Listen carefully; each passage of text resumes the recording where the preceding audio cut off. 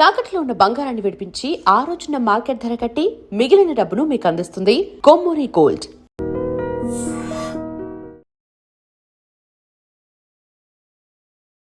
నమస్తే, welcome to ఐట్రిప్.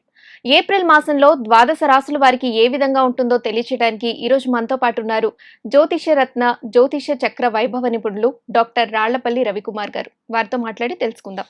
నమస్తే గురుగారు. నమస్కారం అమ్మ. గురుగారు, ఏప్రిల్ మాసంలో ద్వాదశ రాశుల్లో నవగ్రహాలు ఏ ఏ స్థానాల్లో ఉంటాయి? తప్పకుండా అమ్మ. శరదిందు సమాకారే పరబ్రహ్మ స్వరూపిణి వాసరాపీఠ నిలయ సరస్వతి నమస్తుతే. ఐడ్రీమ్ ప్రేక్షకులకి నమస్కారం. ముందుగా ప్రతి నెల అంటే మనం మాస ఫలితాలు చెప్పుకుంటున్నాం కాబట్టి అసలు ద్వాదశ రాశుల్లో నవగ్రహాలు ఎక్కడ ఉన్నాయి కూడా చెప్పుకుంటే మంచిది. చంద్రుడు అనుకోండి ప్రతిరోజు ఒక నక్షత్రంలో ఉంటాడు. సో చంద్రుడు అనేవాడిని పక్క పెట్టండి. ఫస్ట్ సూర్యుడితో స్టార్ట్ చేద్దాం. సూర్యుడు వచ్చేసి మనకి ఏప్రిల్ 15 నుంచి మే 14 దాకా ఇంచుమించుగా మేషరాశిలో ఉంటారు. సో సూర్యుడు ఉచ్చస్థానం అయినట్టమాట. అందుకే మనకి ఏప్రిల్ 15 టు మే 15 ఎండలు ఎక్కువగా ఉంటాయి అన్నమాట. సూర్యుడు భగభగ మండడానికి గల కారణం సూర్యుడు ఉచ్చస్థానంలో ఉండడం అన్నమాట. అది అక్టోబర్ 15 టు నవంబర్ 15 రవి నీచలో ఉంటాడు, అందుకే చలి ఎక్కువగా ఉంటుంది. బట్ ఫస్ట్ ఏప్రిల్ 15 టు మే 15 ఏమో రవి ఉచ్చస్థానంలో ఉన్న మేషరాశిలో ఉంటాడు. నెక్స్ట్ వచ్చేసి మనకి కుజుడేమో మీన రాశిలో ఉన్నారండి. అలాగే రాహు వచ్చేసి మనకి కుంభరాశిలో ఉన్నారు. గురువు వచ్చేసి మనకి మిథున రాశిలో ఉన్నారు. అలాగే శని వచ్చేసి మనకి మీన రాశిలోకి ప్రవేశించాడు ఆల్రెడీ. సో బుధుడు వచ్చేసి మనకి 10వ తారీఖు నుంచి 10వ తారీఖు ఏప్రిల్ నుంచి నీచ స్థానమైన మీన రాశిలో ఉంటారన్నమాట.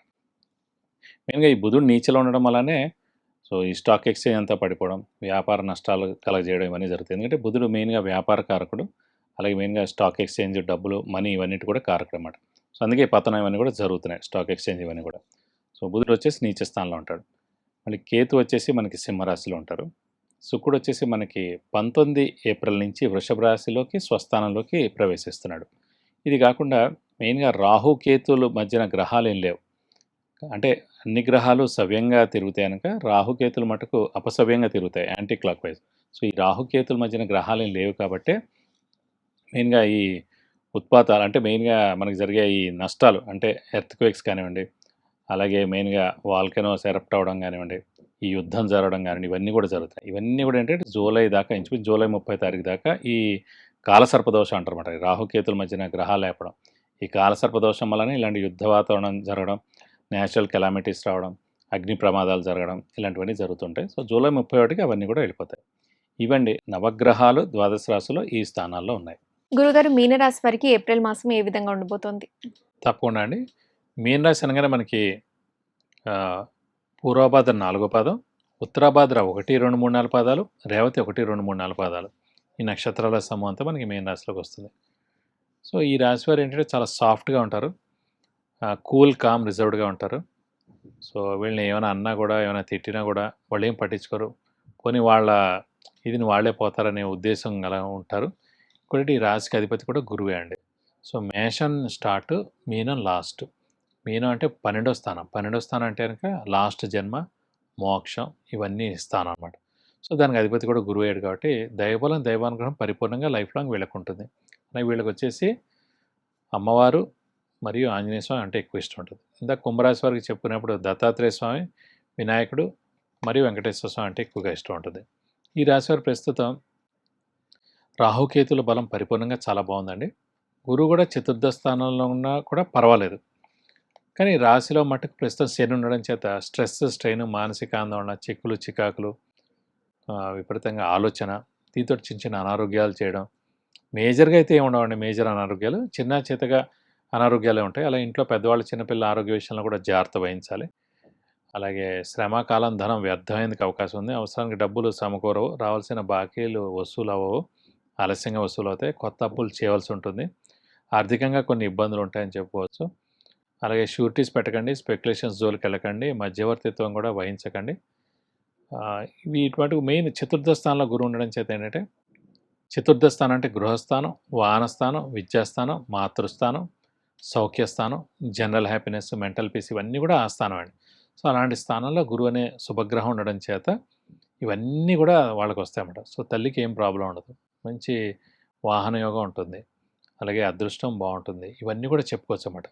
ఓవరాల్గా చూస్తే ఒక్క శని ఇంపాక్ట్ తప్ప మిగతా అన్నీ బాగానే ఉన్నాయని చెప్పుకోవచ్చు. విద్యార్థులకు ఏ విధంగా ఉండబోతుంది గురుగారు? విద్యాస్థానమే చతుర్థ స్థానం అండి. సో జ్ఞానానికి కారకుడు గురువు అయ్యాడు. సో విద్యాస్థానంలో జ్ఞానకారకుడైన గురువు ఉన్నాడు కాబట్టి ఖచ్చితంగా విద్యార్థులకి ఈ సంవత్సరం అంతా పంట పండినట్టే అని చెప్పవచ్చు. మంచి ర్యాంక్ సాధించడం, మంచి సీట్ సాధించడం, మంచి యూనివర్సిటీలో అడ్మిషన్ కూడా ఖచ్చితంగా వస్తుంది. అది ఇండియాలో అయినా అవ్వచ్చు, లేదంటే ఫారెన్లో అయినా అవ్వచ్చు. సో మంచి విద్యార్థుల మటుకు సువర్ణ అవకాశం అని చెప్పుకోవచ్చు. గృహయోగం ఉండే అవకాశాలు ఎంతవరకు ఉన్నాయి? చతుర్థ స్థానం అంటేనే గృహస్థానం అండి. సో ఖచ్చితంగా స్థలం కానీ ఇల్లు కానీ ఖచ్చితంగా కొనేందుకు అవకాశం ఉంది. సో వీరు ఆల్రెడీ ఏదైనా స్థలం కానీ ఇల్లు కానీ ఉండి అది అమ్మాలనుకుంటున్నారంటే కనుక ఇన్నాళ్ళు మంచి రేట్ రాకపోయి ఉండొచ్చు. ఇప్పుడు అమ్మితే కనుక ఖచ్చితంగా మంచి రేటు కూడా వస్తుందని చెప్పచ్చు.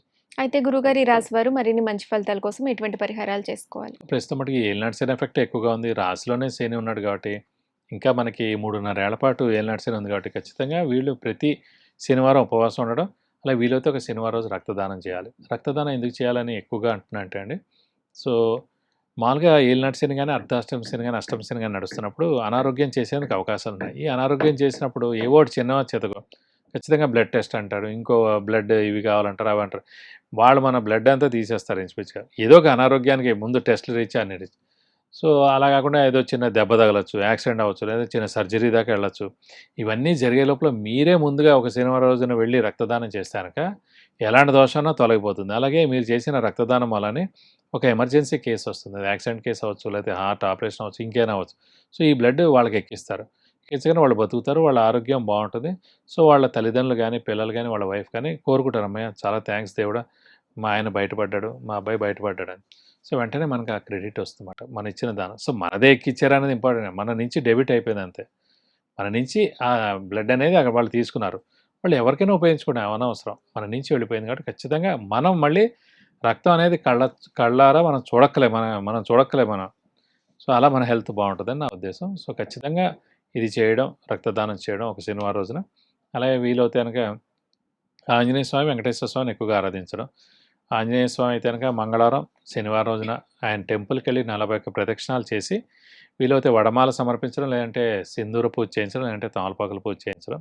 అలాగే బుధవారం రోజున కానీ, శనివారం రోజున కానీ వెంకటేశ్వర స్వామి టెంపుల్కి వెళ్ళి 41 ప్రదక్షిణాలు చేసి ఆయనకి మెయిన్గా అభిషేకంగా నర్చన కానీ చేస్తే కనుక మీకు అన్ని విధాలా మంచి చేకూరుతుంది.